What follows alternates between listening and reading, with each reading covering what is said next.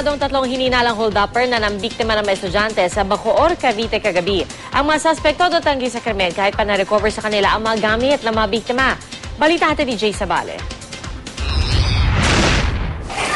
Trauma ang inabot ng mga estudyanteng ito matapos hold-upin ng tatlong lalaki ang sinasakyan nilang pampaserong multicab mag-aalas 8 kagabi. May mga paserong lalabas, bali. Pinigilan nila, tapos yung isa binugbog pa nila. Yung isa ayaw talaga ibigay yung bag, tapos pinalo siya dito sa batok. Tulala po kami, tapos lahat po nung nakasakay, parang nagpapanik po kung saan po pupunta. Nataroma po. Ayoko na nga lumabas ng bahay. Takot ako. Nangyari pang hold up sa kahabaan ng Molino Boulevard, Barangay Nyog 3, Bacoor, Cavite. Medyo hindi pa kami nakakalayo, nagdeklara yung hold up. Yung mga hold upper, tinutukan ako ng baril sa likod. 38 siya, yung debola.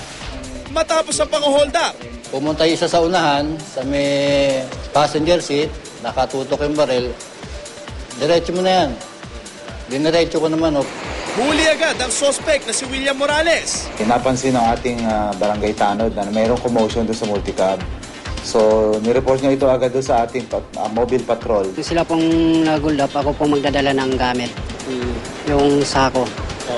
Pero hindi po ako nang tututok sa mga Huli naman sa safe house sa Barangay Longos ang suspect at tinuturong leader ng grupo na si Henry San Jose at kasama nitong si Erwin Amaro.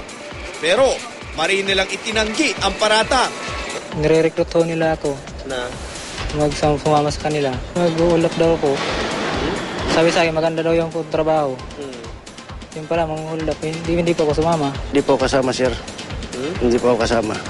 Na-recover sa mga suspect ang isang loaded na kalibre 38, ice pick, cellphone at isang malaking bayong na ang laman ay mga bag ng kanilang mga nabiktima.